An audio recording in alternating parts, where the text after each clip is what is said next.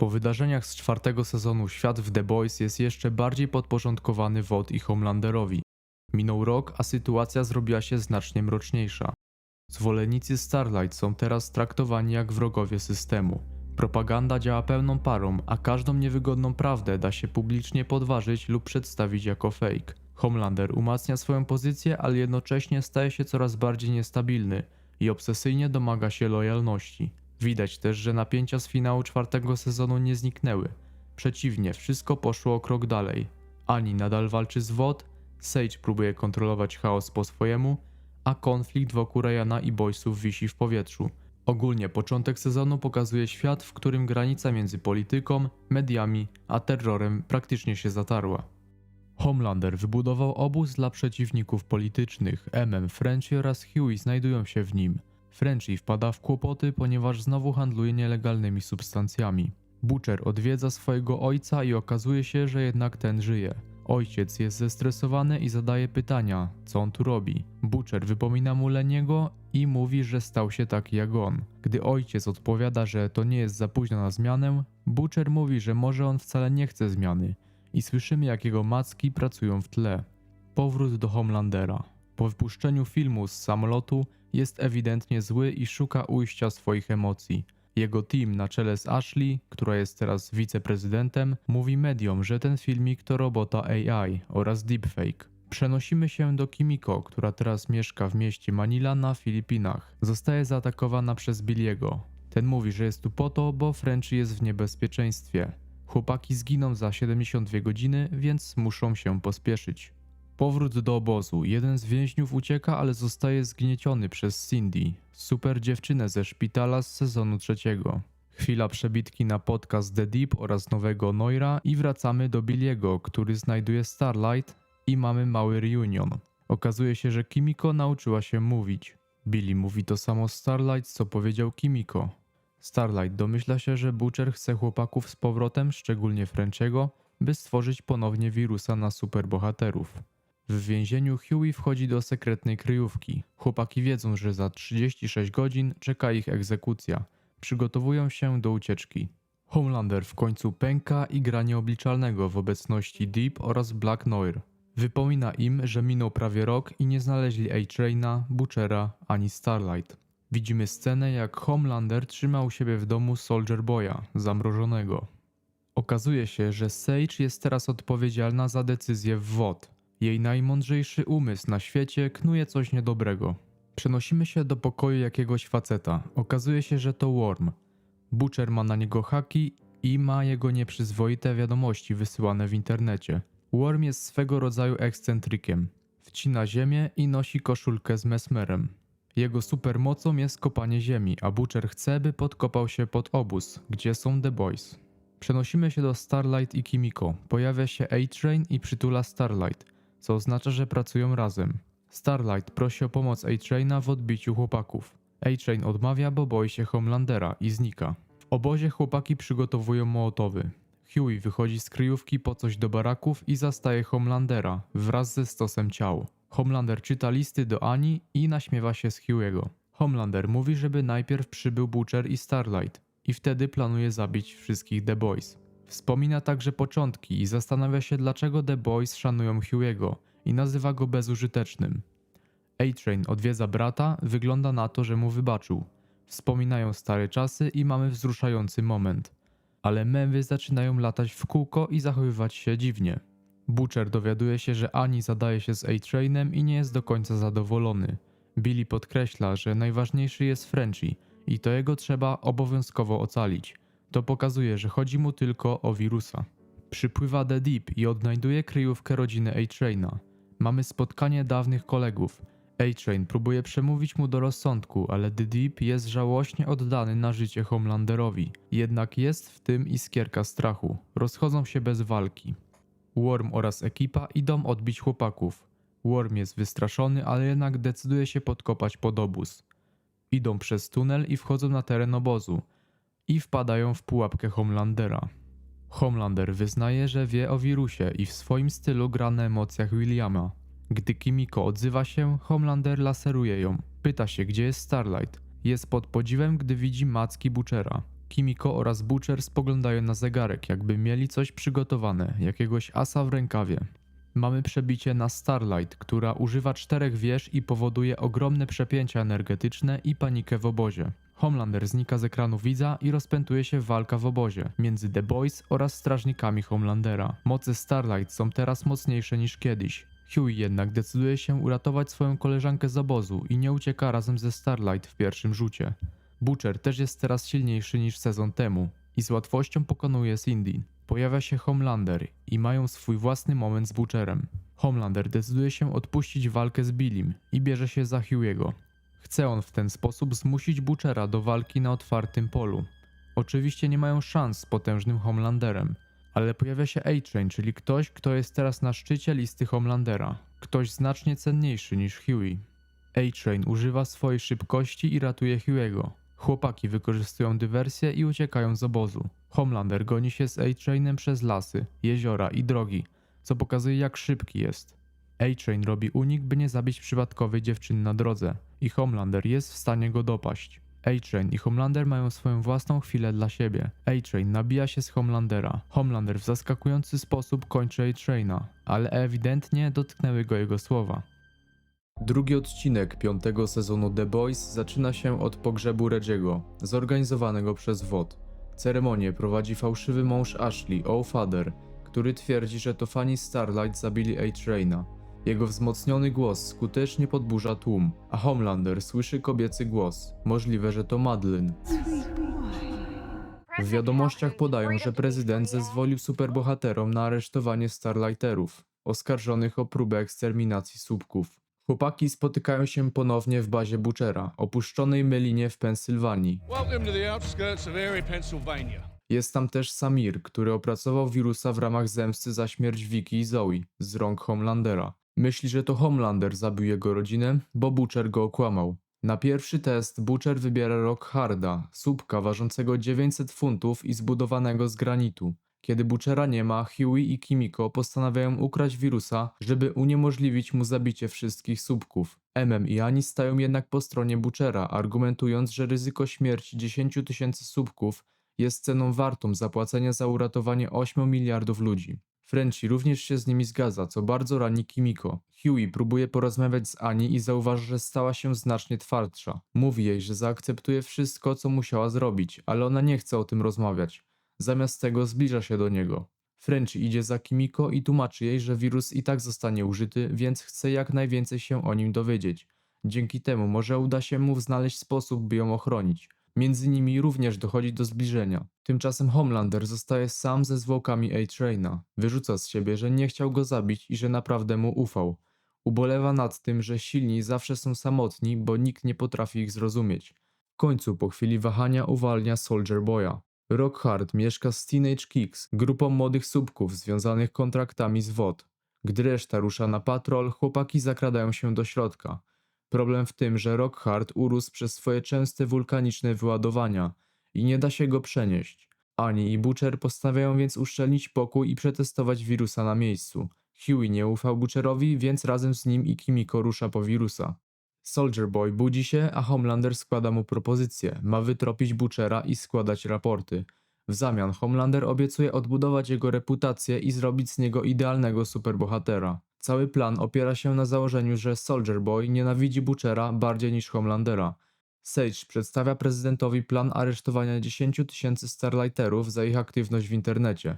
Nowhere zniknął, ale nikt się tym specjalnie nie przejmuje. Prezydent ma jednak wątpliwości, głównie z powodów finansowych. Wtedy tajemniczy głos nakłania Ashley, by go poparła. Spotkanie przerywa Homelander, ogłaszając, że Soldier Boy schwyta Butchera i Annie. The Deep czuje się urażony, że Homelander nie powierzył tego zadania jemu. Homelander rozkazuje też prezydentowi ułaskawić Soldier Boya i przygotować im drinki. To, jak wielką władzę Homelander ma nad prezydentem, robi na Soldier Boyu duże wrażenie. W bazie Kicksów Annie, Frenchie i uszczelniają pokój Rockharda. Frenchie namawia Annie, żeby powiedziała, co ją gryzie. Ta przyznaje, że czuje się winna śmierci wielu Starlighterów, którzy poszli za nią. Uważa, że powinni za nich umrzeć. Frenchie mówi jej jednak, że najlepszym sposobem na uczczenie ich pamięci jest życie dla nich, a nie umieranie. Z kolei upija się i zaczyna krążyć po domu. Trafia na Countess Crow, która została sprowadzona do nagrywania makijażowych TikToków. Sprowadza ją na dół i jest wstrząśnięty, gdy Annie stwierdza, że Countess musi zginąć, bo widziała ich twarze. W tym samym czasie w drodze po wirusa Butcher powstrzymuje Kimiko przed ratowaniem cywilów, aresztowanych za rzekome wspieranie Annie. W Vought Tower Sage przyłapuje Homelandera, gdy ogląda kriokomorę Soldier Boya i wącha jego więzy.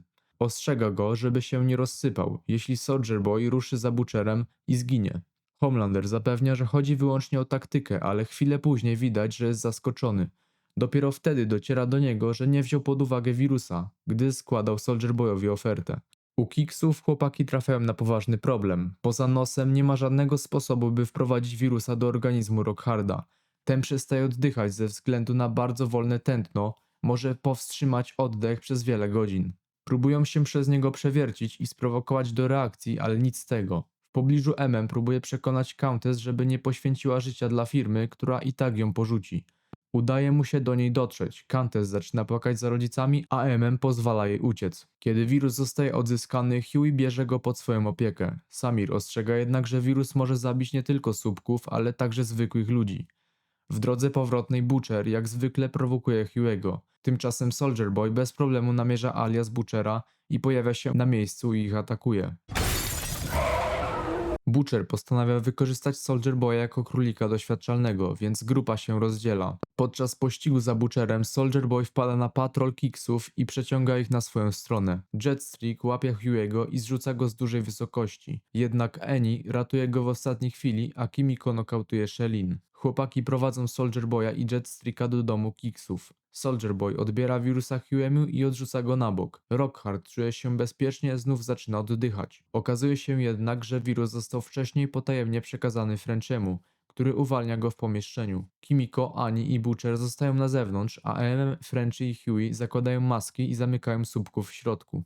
Jetstreak i Rockhard giną natychmiast, natomiast Soldier Boy potrzebuje więcej czasu. W WOT Ashley próbuje przekonać Sage, żeby nie aresztowała tak wielu Starlighterów. Sage tylko ją wyśmiewa i ujawnia, że wie, iż Ashley wcale nie potrafi czytać w myślach. Gdy Ashley wychodzi, głos zaczyna ją besztać, nazywając porażką. Kiedy zostaje sama, zdejmuje perukę i okazuje się, że z tyłu głowy ma drugą twarz. Swój nowy głos rozsądku. Głos przypomina jej, że kiedy chciała uratować świat, rząd by ją posłuchał, bo tak naprawdę nie przepada za Homelanderem, ale Ashley jest zbyt przerażona.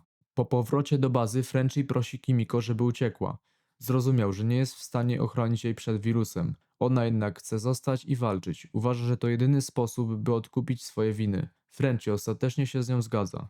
Huey z kolei błaga Annie, by powiedziała mu, co ją dręczy. Obiecuje, że będzie walczył za nich oboje, ale prosi ją, żeby nie stała się taka jak Butcher. Annie wygląda na smutną, ale chwyta go za rękę. Butcher natychmiast zatrzymał trofeum należące do swojego brata. Sprowadził też swojego psa Terrora i się nim teraz opiekuje. The Deep sprząta dom Kiksów, próbując wypaść na kogoś kompetentnego. Kiedy pojawia się Homelander, Deep chwali go za strategiczne poświęcenie Soldier Boya. Zaczyna kpić z Soldier Boya, co rozwściecza Homelandera. Ten grozi Deepowi, a przerażony Deep szybko się wycofuje. Na koniec Homelander zostaje sam, płacze, bije samego siebie i rozpacza, że wszyscy ciągle go opuszczają. Przeprasza Soldier Boya. Gdy odchodzi, okazuje się, że jednak Soldier Boy żyje. Odcinek 3 zaczyna się od tego, że Ryan zabija grupę rosyjskich żołnierzy, którzy zauważają go w Sudży w Rosji. WOT świętuje powrót żywego Soldier Boya i przedstawia go jako bohatera, który przez cały czas siedział pod przykrywką. Homelander znów słyszy głos Madeleine nazywający go swoim słodkim chłopcem. Zainspirowany tym, publicznie ujawnia, że Soldier Boy jest jego ojcem, ku ogromnemu niezadowoleniu Sage. Chłopaki są delikatnie mówiąc wściekli. Samir orientuje się, że Soldier Boy jest odporny na wirusa dzięki obecnemu w nim V1. Sage wyjaśnia, że podobnie pierwsza wersja Compound V, stworzona przez Fredericka Vota, była 10 razy potężniejsza i wyjątkowo niestabilna. To właśnie dlatego Soldier Boy się nie starzeje i jest praktycznie nieśmiertelny. Problem w tym, że nie zostały już żadne próbki. Zdruzgotany sięga po alkohol, a Butcher chce natychmiast wypuścić wirusa, zanim Homelander jakimś cudem zdobędzie ostatnią próbkę V1 i stanie się nieśmiertelny. Reszta jednak odrzuca ten pomysł i zmusza go, by poczekał, dopóki sami nie sprawdzą, czy V1 naprawdę jeszcze istnieje. W wieży WOT Soldier Boy szybko przejrzał kłamstwa Homelandera i wie, że ten już nie miał pojęcia o wirusie. patrzy na niego z góry i oznajmia, że to on będzie rządził siódemką, już zawsze, podczas gdy Homelander w końcu umrze ze starości. Z pomocą Mari, Annie kontaktuje się ze Stanem Edgarem, który tworzy własną wersję Teenage Kicks z Zoe i Maverickiem, synem Translucenta. Butcher zostaje w bazie, a chłopaki przekonują Stana, by pomógł im obalić Homelandera. Maverick jest podekscytowany, bo wierzy, że to Homelander zabił jego ojca. Huey, dręczony poczuciem winy, próbuje go pocieszyć, ale Annie go powstrzymuje. Później Huey próbuje też pogodzić się z Zoe, lecz ona czuje się przez niego zdradzona. Stan przekazuje im wszystkie akta WOD, jakie posiada. Frenchie i Kimiko zabierają zaszyfrowane pliki z powrotem do bazy Butchera, a reszta przegląda pozostałe dokumenty. Trafiają na kilka wzmianego Fort Harmony, wojskowym szpitalu. Chłopaki dochodzą do wniosku, że to właśnie tam WOD pracował nad V1. W wieży Homelander, wyraźnie rozbity, przypomina sobie, jak wszystkie jego ojcowskie autorytety nazywały go porażką. Nagle zaczyna halucynować. Madeline w niemal niebiańskiej postaci. Mówi mu ona, że musi pozbyć się niegodziwych, aby mógł się wznieść i stać się Bogiem. Zoe wymyka się, by spotkać z Ryanem. Opowiada mu o swoim planie. Chce wykorzystać chłopaków, by dostała się do Butchera i go zabić. Ryan odmawia, bo nie chce, żeby stała się jej krzywda. Zirytowana Zoe ucieka. Butcher, który cały czas ich obserwował, wychodzi do Ryana. Przekonuje go, że nie jest złym typem i że obaj chcą tego samego – zabić Homelandera. Homelander rozmawia z Soldier Boyem, kąpiąc się w mleku. Nazywa go prawdziwym rozczarowaniem i daje mu drugą szansę, zlecając mu odnalezienie V1. Soldier Boy jest wyraźnie zniesmaczony całą sytuacją i po prostu wychodzi. Butcher przedstawia Ryanowi swój plan. Zanim Homelander zdobędzie V1, Ryan ma go wywabić, a potem uwolnić wirusa. Wszyscy zginą, ale według Butchera to słuszne rozwiązanie. Wmawia też Ryanowi, że to jego przeznaczenie, bo tylko on może stanąć do walki z Homelanderem. Homelander wysyła również Doc, Knota, Cindy i Nora, by znaleźli V1. Z litości pozwalają Deadipowi do nich dołączyć, co bardzo go irytuje. Nieświadomie mijają Frenchiego i Kimiko, którzy zatrzymali się na stacji benzynowej. Po tym jak Kimiko przyjmie V1, Frenchie chce podróżować po świecie i cieszyć się życiem. Ona natomiast marzy o spokojnym życiu, osiedleniu się i założeniu rodziny, co go zaskakuje. Butcher wkłada nadajnik do kurtki Ryana i emocjonalnie nim manipuluje, wspominając o własnym przemocowym ojcu. Ryan boi się, że skończy to jak Homelander, więc zgadza się na samobójczą misję Butchera. W wiadomościach donoszą o zamieszkach po masowych aresztowaniach Starlighterów za ich aktywność w internecie. W tym samym czasie słupki docierają do bazy Stana. Bunkier powinien wytrzymać atak, ale wszyscy są uwięzieni w środku, a Zoe ucieka. Okazuje się, że Zoe zakradła się do wana Kimiko i Frenchiego. Gdy ci skanują zaszyfrowane pliki, ona odnajduje laboratorium i swojego ojca. Poznają prawdę o Butcherze i niszczą wirusa. Frenchie próbuje zastrzelić Samira, ale Kimiko go powstrzymuje, uznając, że Zoe zasługuje na życie. Zoe dziękuje jej, po czym odchodzi razem z Samirem. Gdy Stan i MM przygotowują broń, Stan wspomina ojca MMA i jego walkę z WOD. Twierdzi jednak, że nikt nie jest w stanie wygrać z kapitalizmem. MM orientuje się, że Stan chce pozwolić, by wszyscy zginęli, torując sobie drogę do ponownego przejęcia WOD. MM obiecuje, że gdy nadejdzie czas, zabije również jego. W WOD Studios widzimy reklamę obozu młodzieżowego, w którym dzieci szkoli się do zabijania Starlighterów. Sage ma już dość Homelandera, który każe jej rzucić wszystkich do odtworzenia V1 i testować je na więźniach z Freedom Camp. W pobliżu Firecracker przeprowadza wywiad z Soldier Boyem. Oboje szybko łapią wspólny, dziwny vibe i lądują razem w łóżku. Soldier Boy przyznaje, że przespał się z nią z czystej złośliwości wobec Homelandera. Dziwi go, że Homelander nigdy się z nią nie przespał. Firecracker mówi mu też, że Homelander go podziwia, a Soldier Boy uznaje, że jego syn jest naprawdę dziwny.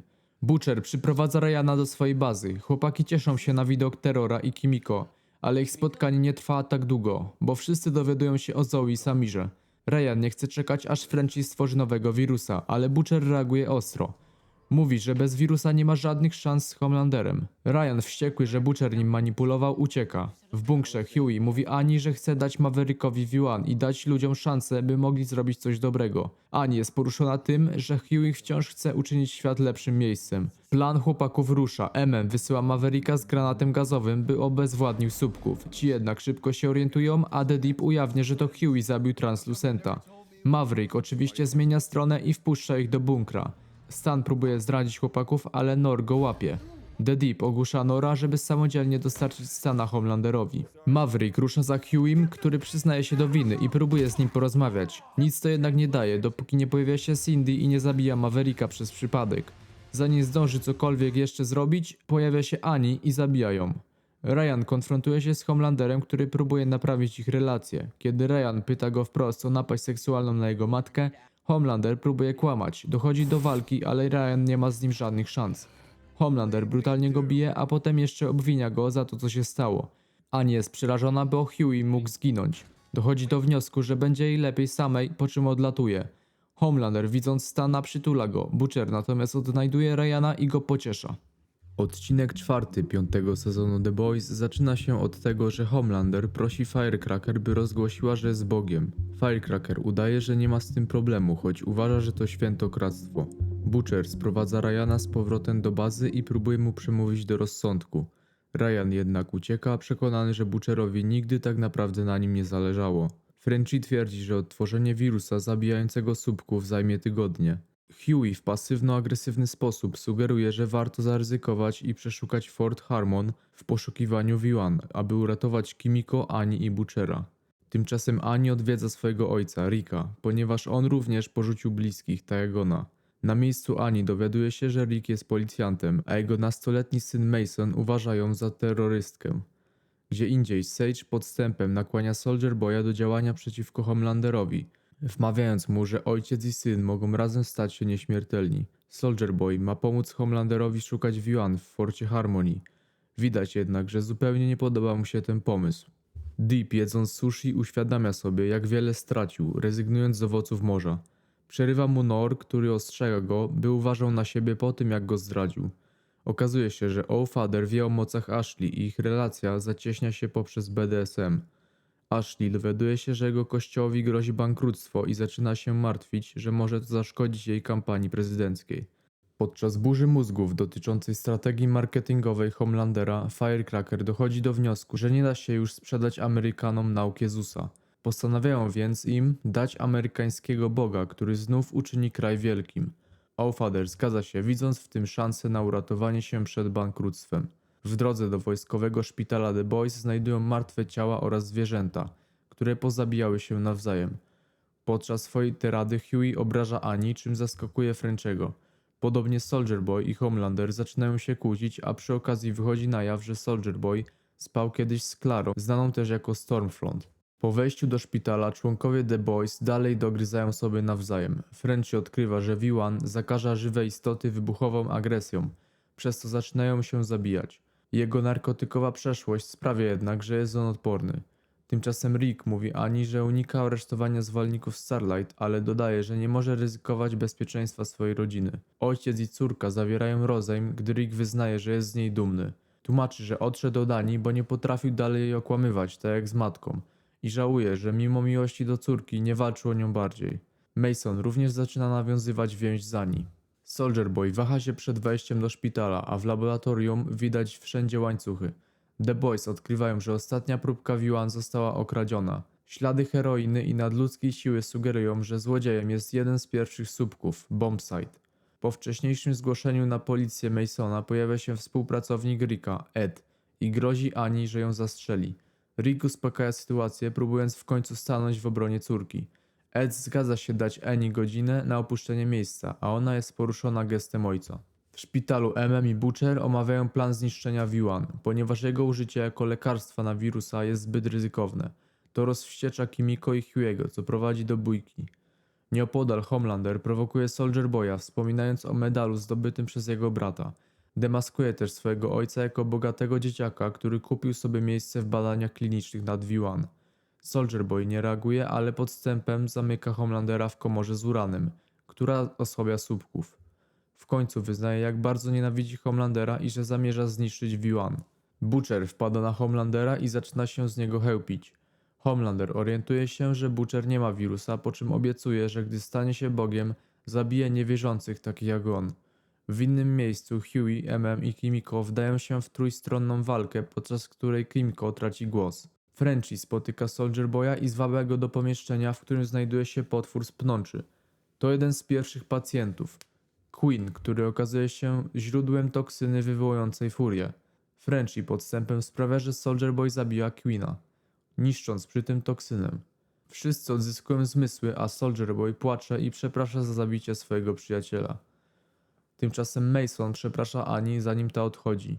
Rick ma nadzieję, że jeszcze ją zobaczy i mówi jej, żeby nie rezygnowała z ludzi, których kocha. Homelander w końcu wydostaje się z komory i szykuje się do ataku na Soldier Boya. Widząc jednak, że ten jest załamany, odchodzi. Po powrocie do bazy Kimiko i Frenchie rozmawiają o dzielących ich różnicach. Kimiko wyznaje, że nie chce być częścią chaosu Frenchiego. Oboje zaczynają kwestionować swój związek. Annie wraca i przeprasza Hugh'ego, który cieszy się na jej widok. Butcher i MM dzielą się drinkiem, niezręcznie godząc się ze sobą, podczas gdy oglądają nagrania WOD eksperymentującego na Soldier Boy i Queenie. Podczas kolejnego nabożeństwa All-Father ogłasza boski rebranding. Ashley zauważa, że Firecracker nie jest zachwycona zastąpieniem Jezusa Homelanderem.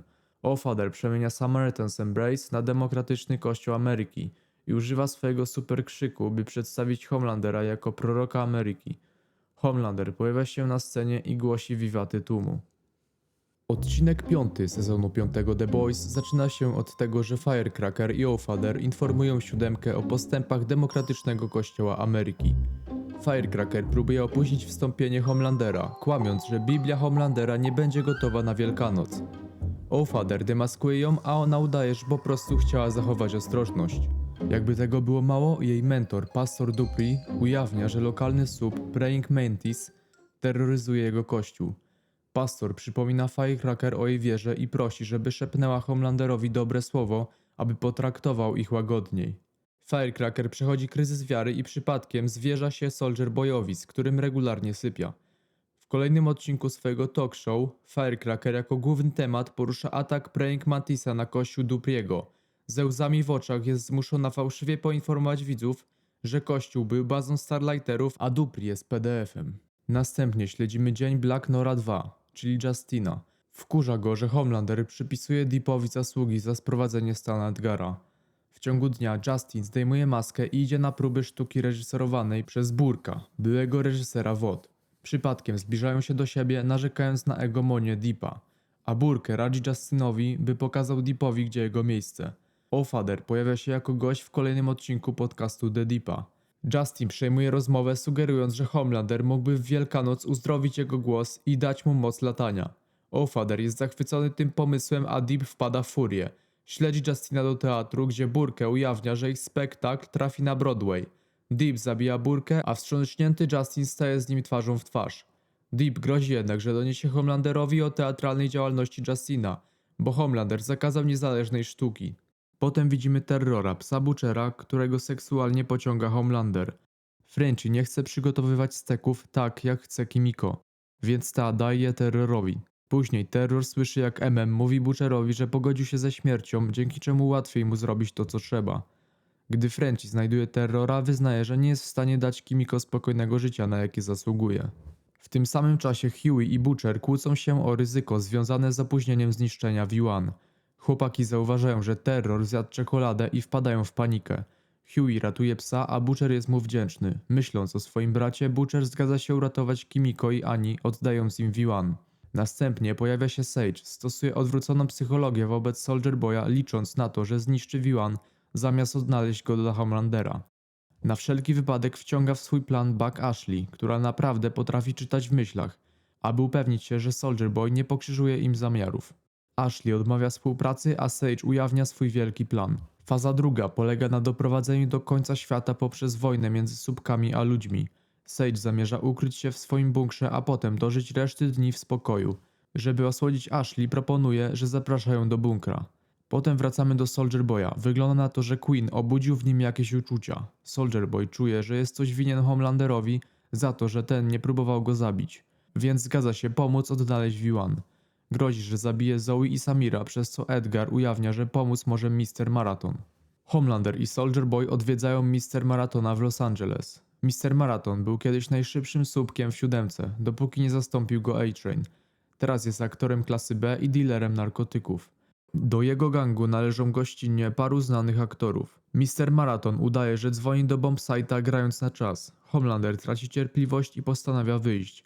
Wtedy Mal Chemical wypuszcza toksyczny gaz i ubezwładnia Homelandera. Razem z Mr. Marathonem próbują przekonać Soldier Boya, żeby zabił Homelandera, bo ich zdaniem niszczy wszystko, co dobre. Soldier Boy uświadamia sobie jednak, że tak naprawdę nie chce skrzywdzić swojego syna i zabija Malka Mikkela. Mr. Marathon rusza za nim, ale przypadkiem zabija kolejnych aktorów, których Soldier Boy wykorzystuje jako żywe tarcze. Ostatecznie Soldier Boy łamie Mr. Marathonowi nogi, a Homelander go zabija. Homelandera jeszcze bardziej zaskakuje zmiana nastawienia Soldier Boya, gdy ten wyjaśnia, że sypiał z Firecracker, ale zamierza z tym skończyć. Wspomina też o tym, co Firecracker mówiła mu w łóżku, a Homelander łączy fakty. Homelander wyrzuca ją za to, że wciąż wierzy w Jezusa, a ona próbuje wszystko naprawić. Błaga o jeszcze jedną szansę, ale w końcu mówi, że każdy potrzebuje miłości, nawet Homelander, kiedy już stanie się Bogiem. On odbiera to jako słabość i ją zabija. Odcinek 6 piątego sezonu The Boys zaczyna się od tego, że odnajduje legendę, której po zamrożeniu majątku przez Homelandera wiedzie teraz zwyczajne, nudne życie i pracuje w kinie należącym do WOT.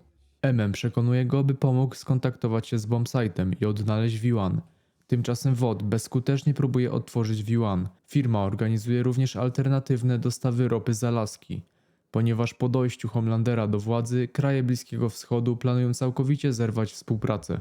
Gdy Deep dowiaduje się, że Firecracker została zabita za brak wiary, zgadza się okłamywać opinię publiczną i przekonać ekologów do wycofania z protestów. Wirus zabijający słupki jest już gotowy. The Boys planują rozpylić go przy pomocy odświeżacza powietrza w kościele, gdzie Homelander ma wygłosić kolejne kazanie. Podczas gdy Huey i Annie przygotowują akcję, legenda ma dostarczyć resztę wirusa starszej partnerce bombsite'a, Golden Geiszy. Kimiko jest jej wielką fanką, ponieważ Goldie była jedyną azjatycką superbohaterką w telewizji, kiedy była dzieckiem. Trzeźwa Ashley odmawia pomocy Sage i zostaje ogłuszona. Buck Ashley, która potrafi czytać w myślach, odkrywa, że Soldier Boy jest dumny z Homelandera i zamierza mu pomóc odnaleźć V1. Sage rozpoczyna fazę trzecią i definitywnie zrywa z WOT. W domu spokojnej starości Boysowie porywają Goldie, gdy ta odmawia kontaktu z bombsite'em. Emerytowani superbohaterowie praktycznie nie stawiają oporu. Kimiko nie chce nikogo zabijać, ale reszta grupy nie ma takich skrupułów. Legenda jest rozczarowany tym, że zaczyna przypominać Butchera swoją bezwzględnością i odchodzi. W międzyczasie Annie opóźnia misję, żeby poleżeć z Hughiem i obserwować chmury.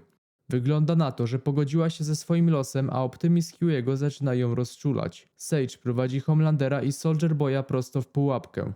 Pokazuje im nagranie z monitoringu, na którym niepełnosprawna Stormfront zaspokaja seksualnie Homelandera. Soldier Boy wpada w furię na widok tego, jak Homelander ją traktował. Nie chce słuchać jego tłumaczeń, mimo że Homelander przekonuje, iż obaj kochali Stormfront i że ona nie chciałaby, by ze sobą walczyli. W kościele Huey i Annie zakradają się do środka i odnajdują ciało Firecracker oraz zdjęcia wszystkich słupków posiadających moce psychiczne. Podczas przygotowywania wirusa Annie zostaje zauważona przez O'Fadera. Oboje znali się wcześniej, więc szybko dochodzi między nimi do kłótni o wiarę. O'Fader orientuje się, że Annie gra na czas i atakuje ją swoim sonicznym krzykiem. Wtedy pojawia się Huey i blefuje, że Annie jest odporna na wirusa, a jeśli ich nie wypuści, natychmiast go rozpyli. Rozbawiony O'Fader pozwala im odejść. Oznacza to jednak, że plan z odświeżaczem powietrza całkowicie się nie powiódł. Sage proponuje pomoc Boysom i wyjaśnia, że pragnie jedynie odzyskać spokój i samotność, czego Homelander nigdy by jej nie pozwolił mieć. Marzy o tym, by resztę życia spędzić na czytaniu książek z dala od WOT i Homelandera. uważa ją za szaloną, ale Sage uważa, że oboje planują w gruncie rzeczy to samo. Różnica polega na tym, że ona otwarcie mówi o swoim ludobójczym planie. Chcąc pomścić Burka, Nor wysadza alaskański rurociąg, wywołując gigantyczną katastrofę ekologiczną i zabijając miliardy morskich stworzeń. Ryby odwracają się od Deepa za to, że wcześniej poparł budowę rurociągu i nie protestował przeciwko niemu. Załamany Deep zabija Black Nora. Kimiko spędza chwilę z Goldie i gdy ta dowiaduje się, że chodzi o V1, bez wahania zgadza się pomóc. Bombsite ukradł V1 właśnie dla niej, ale Goldie woli krótkie, spełnione życie niż nieśmiertelność.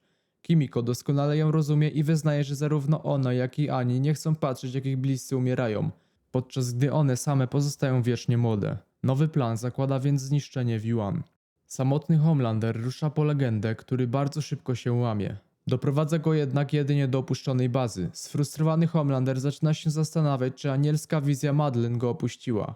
Legenda niespodziewanie dodaje mu otuchy i okazuje całkowity brak strachu. Zaskoczony Homelander pozwala mu odejść, choć nie tylko z tego powodu. Podczas rozmowy legenda przypadkiem zdradza, że Goldie posiada lokalizator WOT Alert, a Homelander już wtedy myślami skupia się wyłącznie na tym tropie. W innym miejscu Sage sugeruje, by postraszyć Bombsite'a wizją torturowania Goldie. Zgodnie z jej przewidywaniami, Bombsite pojawia się niemal natychmiast. Odmawia oddania V1, bo wciąż wierzy, że Goldie pewnego dnia zmieni zdanie. Dochodzi do walki z Boysami, a w pewnym momencie Goldie ratuje Kimiko. Sage wysyła wiadomość do Soldier Boya i z satysfakcją stwierdza, że ludzie są zawsze przewidywalni. Zgodnie z planem Soldier Boy przybywa na miejsce i staje do walki z Bombsite'em. Nie tylko o V1, ale również przez ich dawną rywalizację. Starcie przenosi się na pobliskie pole, gdzie obaj wreszcie wyrzucają z siebie lata żalu i pretensji. Ostatecznie dochodzą do porozumienia. Soldier Boy odbiera Bombsite'owi moce, dzięki czemu ten może spokojnie spędzić resztę życia u boku Goldie. W zamian Bombsite oddaje mu V1. Na miejsce przybywa Homelander, a Bombsite ucieka. W nieoczekiwanym zwrocie akcji Soldier Boy przekazuje V1 właśnie Homelanderowi. Stormfront od zawsze marzyła o stworzeniu idealnego słupka, a Soldier Boy wierzy, że Homelander może spełnić jej wizję. Homelander wstrzykuje sobie V1, ale natychmiast traci kontrolę nad swoim laserowym wzrokiem. Sage jest w szoku, a Butcher każe wszystkim uciekać. Odcinek 7 5. sezonu The Boys zaczyna się w VOD Studios. Allfather przesadnie kontroluje przygotowania do występu, który ma uświetnić wstąpienie Homelandera. Homelander wysuwa absurdalne żądania, np. rozwiązania kongresu. Każe Buck Ashley odczytać myśli wahającego się prezydenta Calhouna, a potem zabija go za to, że ten wątpił w niego jako Boga. I Annie wydają się wypaleni i właściwie pogodzeni z losem, kiedy spotykają się z Jordan Lee i Mary Morrow. Emma śledziła Allfathera i dzieli się z nimi swoimi ustaleniami. Mary i Jordan chcą działać aktywniej, ale denerwują się, gdy Annie mówi im, żeby przestali walczyć, bo wszystko jest już skończone. Sage po lobotomii prawie w niczym nie pomaga i przeżywa kryzys egzystencjonalny. Butcher, Frenchie i Kimiko eksperymentują z uranem, licząc na to, że Kimiko uda się uzyskać wybuchową moc Soldier Boya, która mogłaby odebrać Homelanderowi jego moce. Huey chce się poddać i nie przekonuje go nawet dziwna przemowa motywacyjna Butchera. Homelander rozwiązuje siódemkę i wyrzuca Deepa, zupełnie nie przejmując się tym, ile dla niego poświęcił. Deep upija się i zaśmieca ocean. Po wycieku ropy na Alasce pojawia się Xander Rekin, a Deep słyszy, że zostanie zabity, jeśli jeszcze kiedykolwiek wejdzie do wody. Eksperymenty bardziej szkodzą Kimiko niż jej pomagają. Frenchie błaga Sage o pomoc, ale jednak ta tkwi jednak w spirali nienawiści do samej siebie. Czuje się bezużyteczna, bo nie potrafi zrozumieć miłości, która sprawia, że ludzie stają się nieprzewidywalni. Huey, Annie i Butcher postanawiają porwać Allfathera z VOD Studios, żeby dowiedzieć się od niego, jaki będzie następny ruch Homelandera. I Annie widzą, jak aktor narzeka, że jego anulowany serial dostał finał napisany przez AI. Finał w obrzydliwy sposób przekłamuje też postać Annie, przez co zaczyna się ona zastanawiać, po co w ogóle dalej się stara.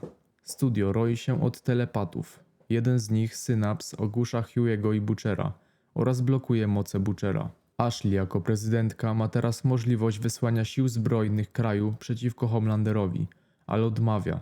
Buck Ashley ma już dość jej ambicji i tchórzostwa, więc przestaje z nią rozmawiać. Na szczęście i Annie szybko się odurzają, dzięki czemu telepaci nie mogą czytać im w myślach. Zakradają się na próbny pokaz reklamy, w której Jezus przekazuje pałeczkę Homelanderowi. Zgodnie z przewidywaniami większość widzów kłamie na temat tego, co naprawdę myśli. Tylko 6 osób z 30 szczerze wierzy w przekaz reklamy i zostaje wypuszczonych. Homelander próbuje utrzymać Soldier Boya w dobrym humorze, ale ten chce odejść. Dezorientacja Homelandera szybko zmienia się w gniew, gdy Soldier Boy przypomina mu, że nie uznaje go za Boga i pomógł mu tylko ze względu na Clarę. Homelander nokautuje go i mówi, że go kocha. Huey i Butcher są związani w pustym biurze. Butcher znowu wygłasza dziwną przemowę o tym, że dokończą tę sprawę bez względu na wszystko. Tym razem Huey zaczyna czuć nadzieję. Eksperymenty idą coraz gorzej, a Frenchie boi się o Kimiko, która dostaje kolejnego ataku. Kocha ją tak bardzo, że uświadamia sobie, iż naprawdę chce z nią spokojnego życia. Frenchie ponownie próbuje dotrzeć do Sage. Tłumaczy jej, że dobrze jest, gdy pewne rzeczy, takie jak miłość, pozostają tajemnicą. Pyta, czy sama kiedyś doświadczyła miłości, a ona wspomina swoją babcię, jedyną osobę, która była z niej dumna. Sage w końcu zgadza się pomóc przy eksperymentach. Tymczasem w sali kinowej załamana Ani dochodzi do wniosku, że skoro wszyscy są tak naiwni jak ta publiczność, to może nie warto ich ratować. Wyjaśnia jej jednak, że oni są właśnie typem ludzi, którzy chcą ratować innych. Zdradza, że w młodości dostał przezwisko Mother's Milk, bo był wyśmiewany za to, że uratował ptaka. Nie przeszkadzało mu to jednak, bo dzięki uratowaniu kogoś sprawił, że jego rodzina była z niego dumna. Widzimy, że Homelander ponownie umieścił Soldier Boya w kryokomorze. Rozkazuje zabić 24 niewierzących, a Allfather wpuszcza na publiczność do Knota i Shelin. Ani i interweniują i ratują ludzi. Zabierają widzów do Marii i proszą o jej pomoc. W międzyczasie menedżer Deepa upiera się, że musi on dalej utrzymywać wizerunek superbohatera związanego z wodą. Kiedy jednak ktoś zaczyna tonąć, Deep ucieka zamiast spróbować pomóc. Gdzie indziej Synapse przybiera twarz Kesslera i mówi Hughemu, jak Butcher doprowadził do śmierci swojego oddziału, próbując za wszelką cenę wykonać misję. Okazuje się, że była to tylko zasłona dymna, dzięki której Synapse miał poznać prawdę o eksperymentach na Kimiko oraz lokalizacji Sage dla Homelandera. Hugh jest wstrząśnięty, ale odwraca uwagę telepaty, myśląc o tym, jak Synapse zabił jego młodszego brata. Butcher odzyskuje możliwość używania swoich mocy i zabija Synapsa. Próbują zadzwonić do French'ego i go ostrzec, ale jego telefon jest zepsuty po tym, jak Kimiko dostała ataku. Eksperyment Sage sprawia, że Kimiko staje się bardzo słaba. Niestety właśnie wtedy pojawia się Homelander, który otrzymał informację od Synapsa. Sage i Kimiko chowają się za cynkową ścianą, ale dla French'ego jest już za późno i jest za mało miejsca. Homelander ma zamiar sprawdzić, co znajduje się za ścianą, lecz Frenchie odwraca jego uwagę. Frenchie prowokuje Homelandera i włącza uran. Homelanderowi prawie nic się nie dzieje, ale Frenchie mocno to odczuwa. Homelander uznaje, że to ślepy zaułek i znika z ekranu. Potem widzimy Kimiko, która wybiega z ukrycia i widzi ciężko krwawiącego French'ego. Prawdopodobnie także po ataku Homelandera. Trzyma go w ramionach, gdy Frenchie umiera. I tak właśnie kończy się odcinek 7 5. sezonu The Boys.